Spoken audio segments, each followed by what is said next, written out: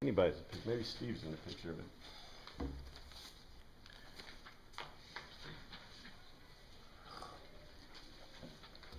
Well, we're still stuck in the Sermon on the Mount, Sermon on the High Place.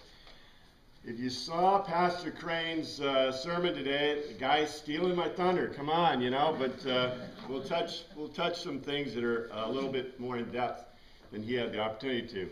But he got the words exactly right, which I expected him. So the Greek was right on, and that's the Greek we'll be talking about too. I have the same words of the day today as I had last time, so I'll go through them quickly. The reason is not because I'm especially lazy, but because these were the last ones, and I think we have one more.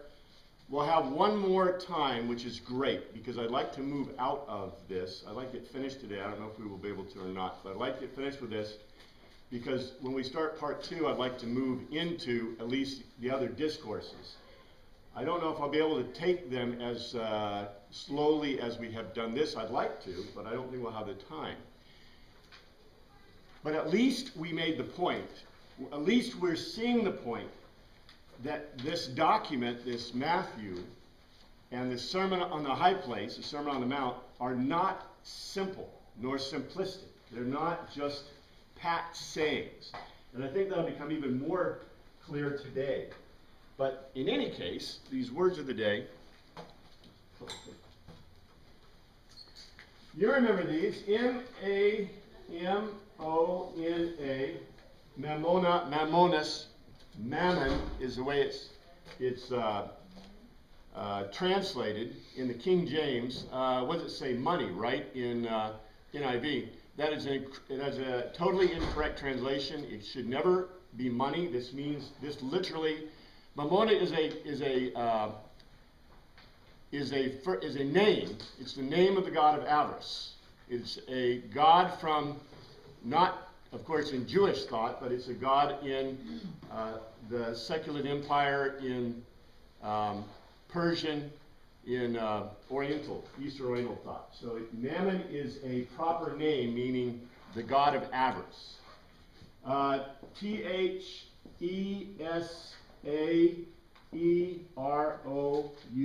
Thesaurus. I think I left row out of yours, but that's all right. Thesaurus.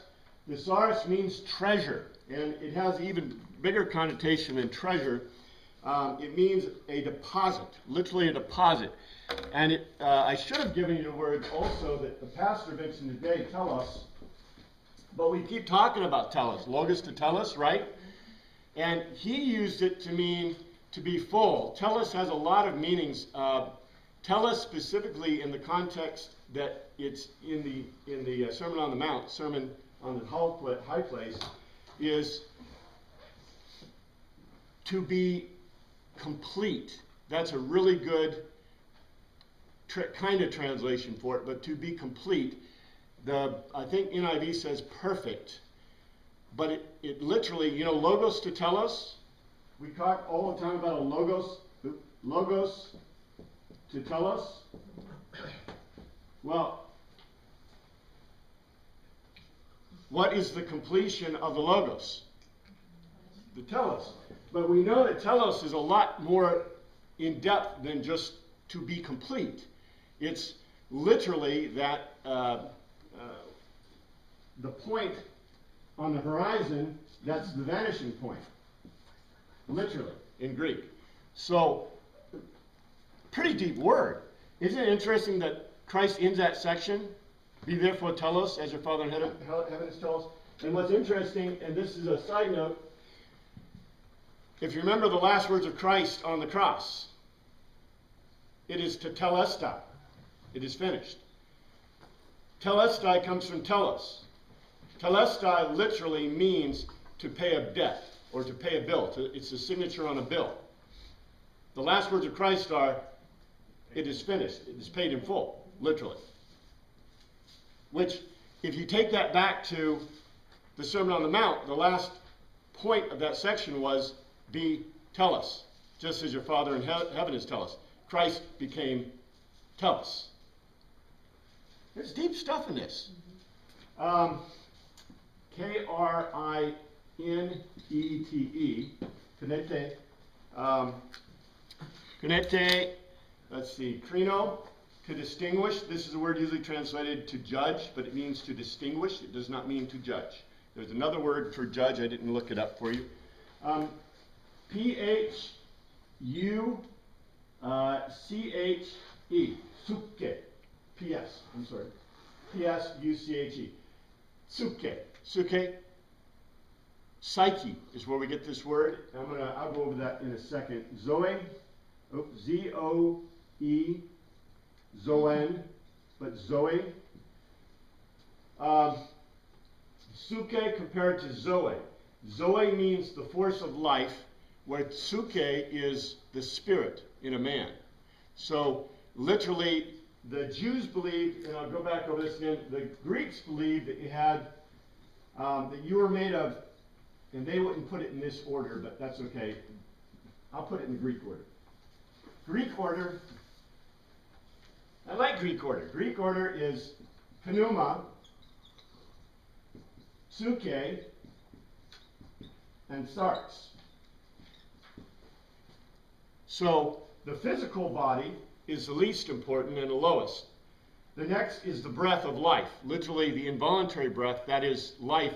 We would call it intellect. We have called it intellect. That's why psyche comes from that word. But in the Greek sense, it is everything that makes you alive, a live being, physically, other than your sarx, your flesh. And pneuma is the spiritual part. The Holy Spirit is the hagios pneuma. The pneuma is the soul in our thinking. So this is Greek worldview. Now, Hebrew worldview is that you have, let's see, I don't think I gave it to you. I got it in my notes someplace. I think when we get to it, I'll show it to you. But in the Greek worldview, you were made of dust first. Dust first. In Greek worldview, what comes first? Your eternal part. In Hebrew worldview, and you know this, what did God make first of Adam? The body from the dust, right? That's very clear in Genesis. That's Hebraic worldview. Okay? And then he put the suke in him. The suke went in him, which did not include a soul, according to Hebraic worldview. That's in Genesis. Okay? That's what the Old Testament says. Don't argue with me about it. Go check it yourself. Okay? It is only later that we get into the Greek worldview, because the Sadducees believe this, right? When you die, your body goes to Gehenna. That's it. That's all she wrote. See? No resurrection, right? That's Sadduceic view. But the Greek worldview was that you have pneuma, suke, and sarx, which is, by the way, our worldview, isn't it? So, the world is changing. If you remember the Apocrypha class, we talked about how the Apocryphal documents showed this change from Old Testament thinking to New Testament thinking. Pharisees are there. Jesus Christ is there too. Let's look into the documents. We're looking at Matthew, and I think we're in chapter 5. The thing that I wanted to focus on, we need to lead into it a little bit. I gave you some good text. Remember, the context of this is the law. The law is the context. And we take that from, where do we take that from? We take that from back at the beginning of 5, where first he gives a talk about the mysterium, and then he talks about the law within the context. And that, the law is the context of the rest of it. So I won't go back, I think it's 17. Pastor Crane had his thing. Anybody have 17 right in front of him? Read it for us. Yeah, do not think that I have come to abolish the law or the prophets. I have not come to abolish them, but to fulfill them. And if you remember, the fulfill was one of the words of the day, because fulfill, I told you, means to fill up, or to, we say complete, but complete would be teleos. He doesn't say teleos, he says literally to fill it up. Now, the context, I don't disagree with Pastor Crane's context, but we're going to see a little bit different within that context. So let's go back just a couple of notes, or a couple of verses, and if you remember, he was talking about, first of all, he said, he started with this thing. He said, you've heard it said, he started with 20. He says, for I tell you this, unless you're diakasune. And remember, diakasune is not righteousness. That is a totally mistranslated word. It is the equity of being to the Greeks. So unless your equity of being surpasses that of the Pharisees, and they're the guys he's holding up on a platform, and the teachers of the law, the Grammateus, in other words, the Sadducees, you will certainly not enter the kingdom of heaven. And then we get this thing. You have heard it said. The word there is ero. You've heard it uttered. So it's not logos. You've heard it uttered to people long ago. Do not murder. Now, remember, what is he upholding in this entire context? The law. The law he's not contradicting the law. Number one, when Christ says, I'm come to fill up the law, he doesn't mean he's contradicting the law. So number one, you have to read it within that context. You can never take away the context of the law. The second thing is that this is rabbinic context. So in rabbinic context, what do? You take the whole thing. The third thing is this is a logos to tell us. So in a logos to tell us, what do you have to do? That which starts at the beginning is true all the way until there's an end note of some kind. Right? As a matter, I'll argue this. In a logos to telos, unless you get a hard stop, which you usually don't get with a logos telos, that's, the dialogues don't end with, I conclude, wow. You're supposed to figure that out yourself. They keep going. So unless there is a hard stop, like the end of the document, what is going on through the whole document? That logos to tell us. So the logos to tell us about the nature of Christ, does it stop when we get to another section? No. Anytime we see something about the nature of Christ, that is reflecting back on that logos. And the next one is, well, we're talking about the law, right? We're talking about the sermon, we call it the Sermon on the Mount, the Sermon on the High Place, the talk on the high place, the teaching on the high place. And so we get this thing where Christ talks about the mysterion, and he talks about the context of the law. So what do you think we're going to see for a logos to the rest of Matthew? Do we ever take Matthew out of the context of the law? Right, because if Matthew, number one, okay, we can look at this lots of ways. Matthew is the author intended for the context of the logos to tell us to be about the law early on, right? Or he wouldn't have put it in chapter 5. If he meant it to be talked about later, he would have thrown it away someplace in chapter 20 or something, right? But he didn't. He puts it in chapter 5, which means for the rest of how many fifths of the document, that's what we're supposed to be thinking about. Or the logos is the focus of that. So in any case, you have heard it uttered, and it wasn't. This is an irony. It wasn't uttered. What was it?